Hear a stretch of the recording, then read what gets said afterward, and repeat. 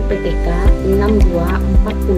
62407171230293. Dosen Pendidikan Guru Sekolah Dasar Fakultas Keguruan dan Ilmu Pendidikan Universitas Muhammadiyah Muaro Bungur. Saya akan menceritakan atau menjelaskan rencana pembelajaran selama 1 semester pada mata kuliah pengembangan pembelajaran IPS SD dengan kode mata kuliah 22 PGD 603. Rumpun mata kuliah Pendidikan Guru Pendidikan Dasar SKS 3 SKS semester 6. Deskripsi mata kuliah ini membahas materi IPS SD, membuat perencanaan pembelajaran, menyusun LKPD, dan praktik mengajar pembelajaran IPS di kelas rendah dan kelas tinggi yang sesuai dengan materi, metode, model, strategi yang mendukung pembelajaran IPS SD serta mampu mengevaluasinya. Capaian pembelajaran ada 4. Yang pertama, mahasiswa mampu menguasai konsep, teori, dan prinsip kurikulum, pendekatan, strategi, model, metode, teknik, bahan ajar, sumber, dan media pembelajaran khususnya pada muatan IPS di sekolah dasar. Capaian pembelajaran yang kedua, mahasiswa mampu mengembangkan kurikulum, pendekatan, strategi, model, metode, teknik, bahan ajar, media, dan sumber belajar sebagai guru kelas khususnya pada muatan IPS di sekolah dasar. Yang ketiga, mahasiswa mampu menganalisis perencanaan pembelajaran IPS di kelas rendah maupun kelas tinggi. Yang keempat, mahasiswa mampu mendemonstrasikan rencana pelaksanaan pembelajaran atau RPP muatan IPS baik di kelas rendah maupun kelas tinggi. Materi perkuliahan selama 16 kali pertemuan, di mana pertemuan 4 materinya tentang kontrak perkuliahan, yang kedua kurikulum IPS SD, pertemuan ketiga strategi pembelajaran IPS SD, yang keempat media pembelajaran IPS SD, yang pertemuan kelima sumber belajar IPS SD, pertemuan keenam penilaian IPS di SD meliputi jenis instrumen, teknik tes, dan non-tes, pertemuan ketujuh merancang RPP atau modul ajar kelas rendah, yang kedelapan ada ujian tengah semester, yang kesembilan merancang RPP atau modul ajar kelas tinggi, yang ke-10 menyusun LKPD kelas rendah, yang ke-11 menyusun LKPD kelas tinggi, pertemuan 12 simulasi RPP kelas rendah, pertemuan 13 simulasi RPP kelas tinggi semester 1, pertemuan 14 simulasi RPP kelas tinggi semester 2, yang ke-15 evaluasi perkuliahan pengembangan pembelajaran IPS SD selama 1 semester. Pertemuan ke-16 adanya ujian akhir semester, di mana metode perkuliahan dipakai adalah inquiry, diskusi, dan ceramah. Media pembelajarannya ada diktat, yaitu share materi oleh dosen, video dan gambar, pemutaran video yang berkaitan dengan materi dan menampilkan gambar. Yang ketiga, yang selanjutnya itu ada Zoom meeting, share link Zoom ketika diperlukan. Nah, evaluasi perkuliahan yang pertama itu ada proses perkuliahan, di mana dinilai ada kehadiran 10%, keaktifan dalam diskusi 15%, ketepatan menjawab pertanyaan atau sanggahan 10%, pengumpulan tugas makalah 20%. Yang kedua ada ujian tengah semester, bobotnya 15%. Yang ketiga ada ujian akhir semester, di mana bobotnya 30%. Rank nilainya A itu 80 sampai 100, yang nilai B dapat 70 sampai 79, C nilai ranknya 60 sampai 69, D 50 sampai 59, E 0 sampai 49. Assalamualaikum warahmatullahi wabarakatuh. Waalaikumsalam warahmatullahi wabarakatuh. Selamat siang saudara. Siang, Bu. Bagaimana kabarnya hari ini? Baik, Bu. Oke saudara, sebelum memulai perkuliahan pada siang hari ini, mari kita sama-sama berdoa sesuai agama dan kepercayaan masing-masing. Berdoa mulai, berdoa selesai. Oke, baik saudara, saya akan ambil absen. Siapa? Silakan lihat kiri kanan saudara, ada temennya yang tidak hadir. Faiza. Satu lagi siapa? Ada? Febri. Oke, terima kasih. Nah, baik saudara, hari ini kita akan membahas tentang pertemuan keempat, yaitu sumber belajar. Nah, di mana minggu lalu kita sudah membahas tentang media pembelajaran. Nah, saudara, ketika saudara itu SD, pernah SD? Nah, pasti saudara sudah belajar. Nah, selama di SD itu, sumber belajar apa yang pernah saudara gunakan atau digunakan oleh gurunya? Buku, oke, bagus. Ada buku, tadi ada buku cerita, apalagi? LKS atau LKPD. Nah, apalagi yang lain? Apa nak? Dari internet. Berupa apa dari internet?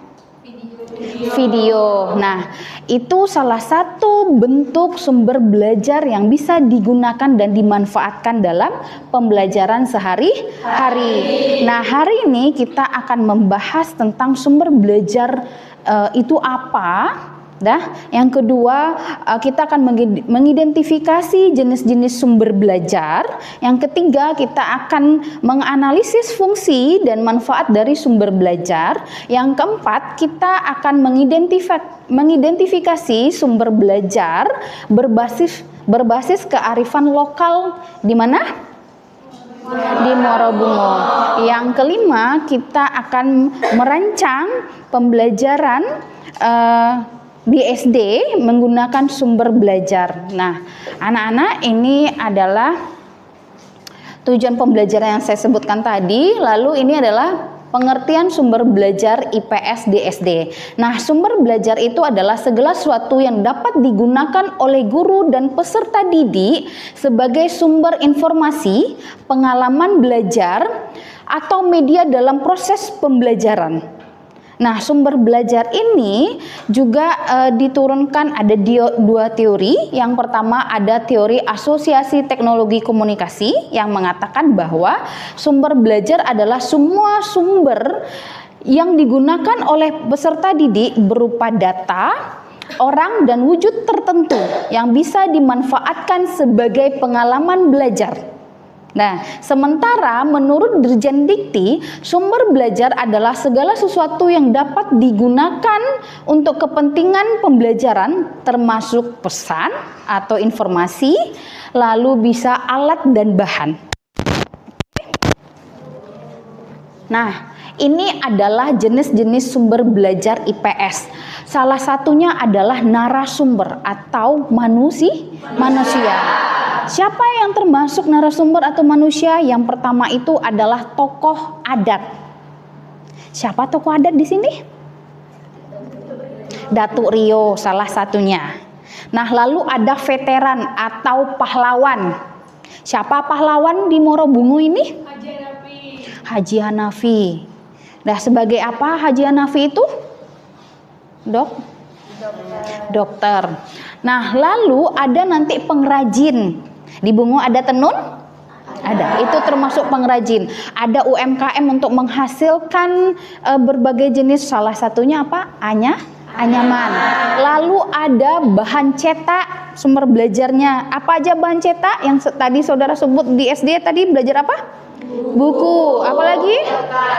LKS, LKPD. Nah, terus ada juga majalah dan ensiklopedia. Nah, itu berisi tentang macam-macam pengetahuan. Nah, lalu ada namanya lingkungan. Apa contoh lingkungan? Ada pasar. Kalau di pasar ngapain? Apa namanya kalau di IPS? Kegiatan ekonomi. Nah, di sana ada jual beli, ada produsen, distribusi, ada konsumsi. Lalu ada apa lagi? Sawah, ada ekosistem. Nah, lalu apa lagi lingkungan? Museum. Bungo punya museum? Punya. Lalu ada kantor pemerintahan. Apa contoh kantor pemerintahan? Kantor bupati. Kantor apa lagi? Kantor camat. Apalagi? kantor BPJS dan seterusnya. Lalu ada media elektronik. Nah, biasanya sering digunakan di SD pada saat ini apa? Video pembelajaran atau bisa jadi video animasi yang isinya tentang materi-materi yang disesuaikan dengan bab-babnya. Lalu ada nanti televisi edukasi. Pernah dengar? Apa contohnya? Ayo, apa contohnya?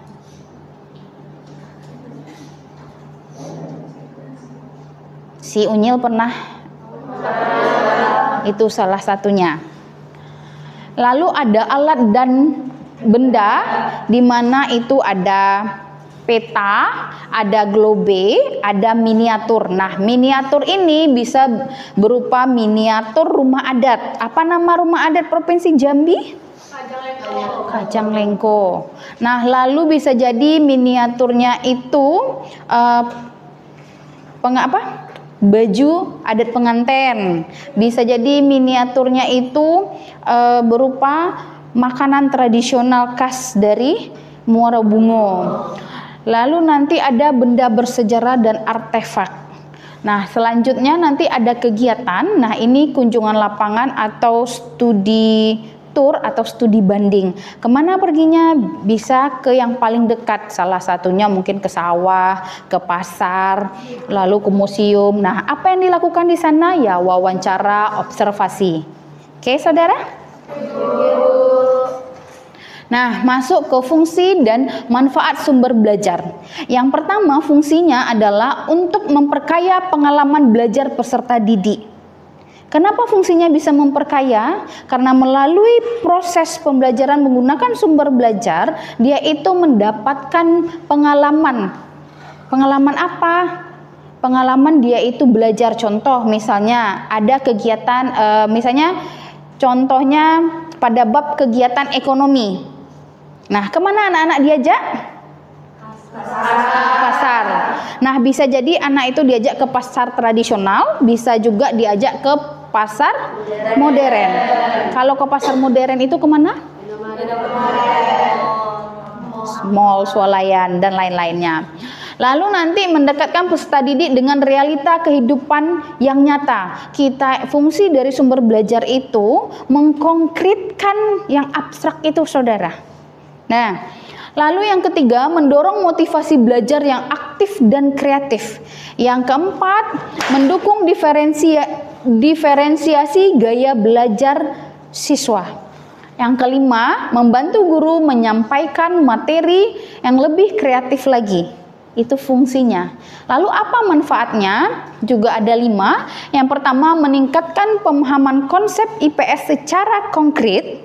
Yang kedua itu mengembangkan keterampilan berpikir kritis.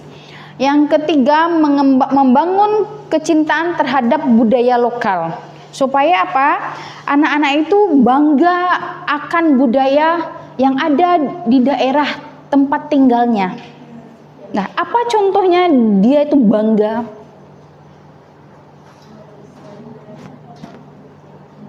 Misal nih saudara lahir tinggal di Bungo, apa yang membuat saudara tuh bangga tinggal di Bungo?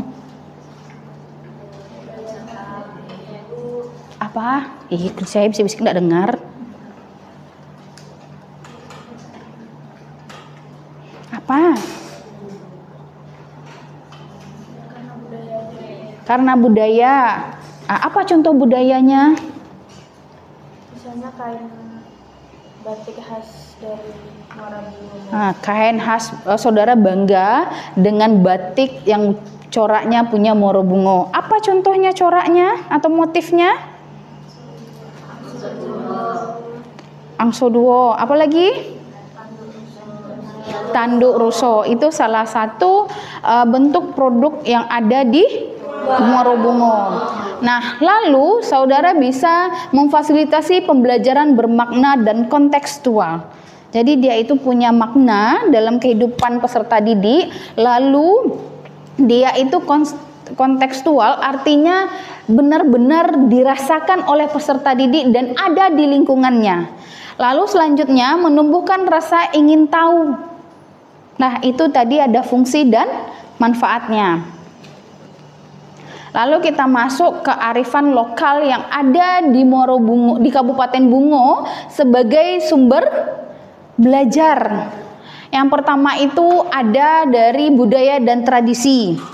Apa contohnya? Tarinya? Tadi rentak kudo. Habis itu ada upacara adat. Apa upacara yang terkenal di Bungo? Upacara mandi ke air. Apalagi? Apa? Upacara pernikahan, upacara angkat bapak kalau dia nikah dari luar Bungo jodohnya. Nah, terus nanti ada festival Batanghari, lalu nanti ada Tenun Bungo. Nah, selanjutnya itu kalau dilihat dari alam dan lingkungan, ada Sungai Batanghari, kebun karet dan sawit, lalu ada Bukit 14. Nah, habis itu ada nanti sejarah dan heritage, yaitu makam raja-raja, lalu ada sejarah Bungo dan pasar lama Muaro Bungo. Selanjutnya itu ada kehidupan sosial, gotong royong, ada sistem niniak mama, ada koperasi petani, ada pasar tradisional. Nah, kalau di sini gotong royong biasanya disebut dengan apa? Kalau ada acara pernikahan biasanya ada ibu-ibu rewang. Nah, itu salah satunya. Lalu ada ekonomi lokal yaitu pertanian karet, sawit, lalu nanti ada kerajinan anyaman, ada nanti UMKM. Nah, selanjutnya ada tokoh lokal yaitu tokoh adat. Lalu ada pahlawan daerah. Nah, siapa termasuk pahlawan daerah? Siapa? Masa Hanafi terus yang lain? Setiap jalan itu adalah nama-nama pahlawan. Nah, yang di sungai, saudara selalu bilangnya gini, Sungai Pinang, padahal namanya Jalan Lebay Hasan. Nah, Lebay Hasan itu termasuk salah satu tokoh pahlawan. Nah, siapa lagi? Rangkayo Hitam, ada cerita historis tersendiri. Nah, itu salah satu bentuk sumber belajar yang bisa dimanfaatkan. Nah, ini merancang pemanfaatan sumber belajar kontekstualnya. Yang pertama yang saudara lakukan adalah analisis kurikulum. Untuk kompetensi inti kita tidak bisa mengotak-atik. Nah, kompetensi dasar kita juga tidak bisa mengotak-atik karena itu sudah ada pakemnya dari pusat. Yang bisa hak kita untuk kita kembangkan adalah indikator. Nah, atau di kurikulum Merdeka dinamakan tujuan pembelajaran. Nah, di tujuan pembelajaran tersebut itulah hak prerogatif yang dipunyakan guru, dikembangkan sesuai tempat daerah tinggal kita atau tempat daerah kita mengajar. Nah, setelah itu saudara mengenali karakteristik peserta didik. Kenapa harus dikenali? Karena apa? Peserta didik kita itu punya gaya belajar yang berbeda. Ada 3 macam gaya belajarnya. Yang pertama mungkin anak itu audio, dia suka mendengarkan. Bisa dibantu melalui rekaman sejarah misalnya. Salah satunya rekaman proklamasi misalnya yang dibacakan oleh Bapak Soekarno. Nah, yang kedua bisa jadi dia melalui visual. Dia melihat, apa contohnya? Bisa melalui gambar atau foto. Itu salah satunya. Nah, lalu nanti ada peserta didik itu yang audio visual. Dia itu harus mendengar, harus melihat. Berarti harus ditayangkan apa? Video. Lalu nanti ada juga belajarnya itu kinestetik. Dia harus melakukan. Nah, apa yang bisa dilakukan? Yang pertama adalah role playing atau bermain peran. Bisa jadi babnya kegiatan ekonomi, habis itu tentang pahlawan, bisa jadi mengangkat pemilihan Datuk Rio. Nah, itu bisa diperagakan. Lalu selanjutnya ada inventarisasi sumber belajar lokal, di mana kita itu harus memetakan peserta didik kita, lalu kita harus memetakan Kabupaten Bungo yang akan dibahas itu di bagian mananya, apakah kebudayaannya, apakah pendidikannya, atau dari kegiatan ekonomi kah. Nah, yang keempat itu adalah pilih dan integrasikan. Pilih sumber belajar itu yang relevan, autentik, lalu mudah diakses oleh guru dan siswanya. Jadi tidak hanya guru yang mudah mengakses, tapi juga siswa. Lalu 5, merancang kegiatan, menyusun RPP atau yang sekarang ini disebut dengan modul ajar. Nah, ini adalah contoh penerapan di sekolah dasar. Misalnya saudara ngambil tentang keberagaman budaya, KD-nya, yaitu mengenal keberagaman budaya di lingkungan sekitar. Sumber belajarnya salah satunya adalah pengrajin tenun di Bungo, atau bisa jadi pengrajin batik. Nah, lalu ada nanti fotonya, lalu video proses cara membatik itu atau menenun. Nah, lalu aktivitasnya yaitu kunjungan. Lalu ada wawancara, ada dokumentasi. Nah, selanjutnya ada lingkungan dan alam, yaitu mendeskripsikan kondisi alam dan kondisi sosial yang ada di Bungo. Sumber belajarnya pita, habis itu aliran sungai termasuk, lalu bisa jadi hutan. Nah, apa aktivitasnya? Ya pengamatan, lalu membuat jurnal kegiatan dia di sana. Habis itu ada ekonomi dan materi mata pencarian, yaitu memahami kegiatan ekonomi masyarakat sekitar. Aktivitasnya bisa ke pasar, lalu bisa ke petani karet atau sawit, lalu bisa sebagai narasumbernya UMKM. Setelah itu aktivitasnya bisa jadi simulasi jual beli. Oke, saudara. Sampai di sini saya jelaskan. Ada yang mau ditanyakan? Oke, silakan. Tadi kan Bu di bagian fungsi dan manfaat sumber belajar IPS itu di bagian fungsinya ada mendukung diferensiasi gaya belajar siswa. Nah, diferensiasi itu apa, Bu? Oke, ada yang bisa jawab dulu? Ada yang bisa bantu jawab dulu pertanyaan temannya? Oke, silakan Nak. Oke, izin di sini saya ingin memberi jawabannya sedikit. Menurut saya diferensiasi gaya belajar adalah sebuah upaya guru menyesuaikan proses pembelajaran agar sesuai dengan perbedaan cara belajar setiap siswa.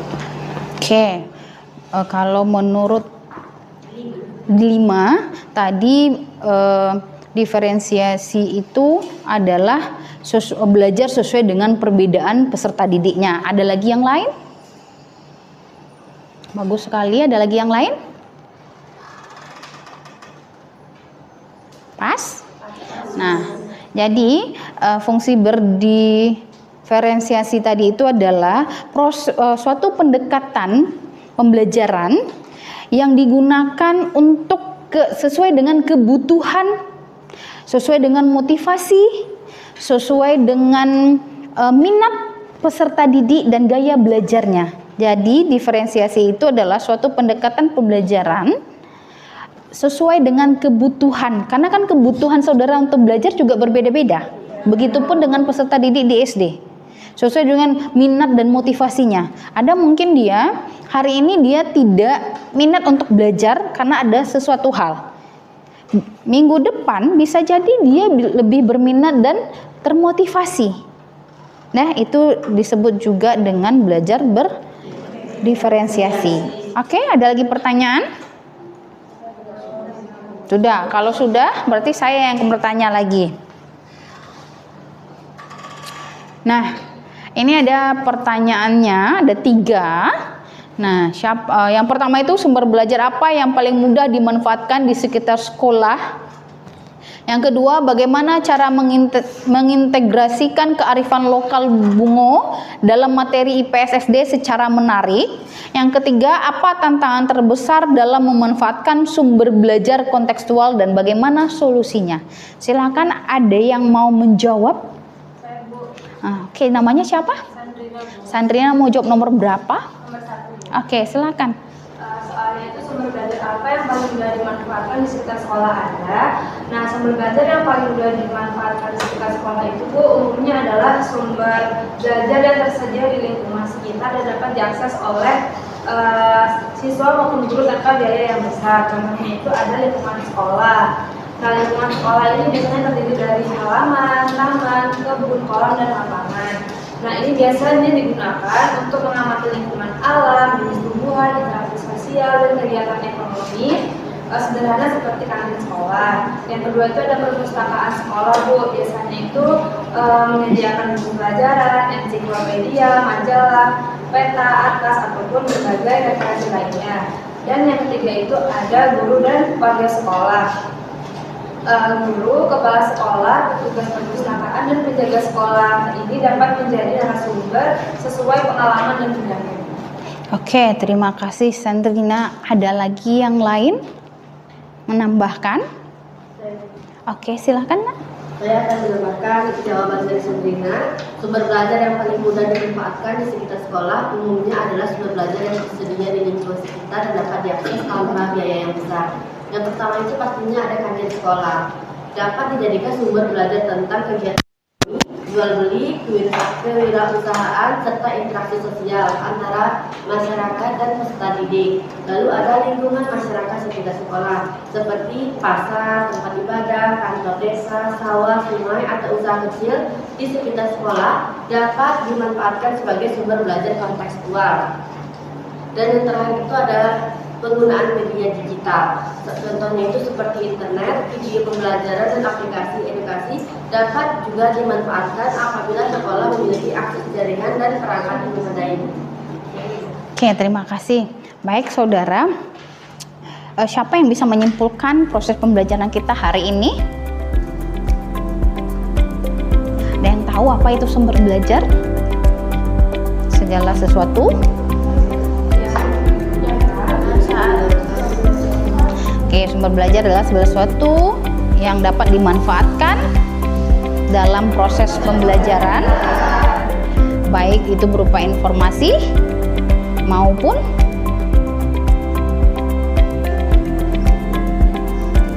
pengalaman belajar. Nah, sampai di sini pertemuan kita. Minggu depan kita akan membahas tentang penilaian pada pembelajaran IPS SD. Nah, kita cukupkan sama-sama, kita ucapkan hamdalah.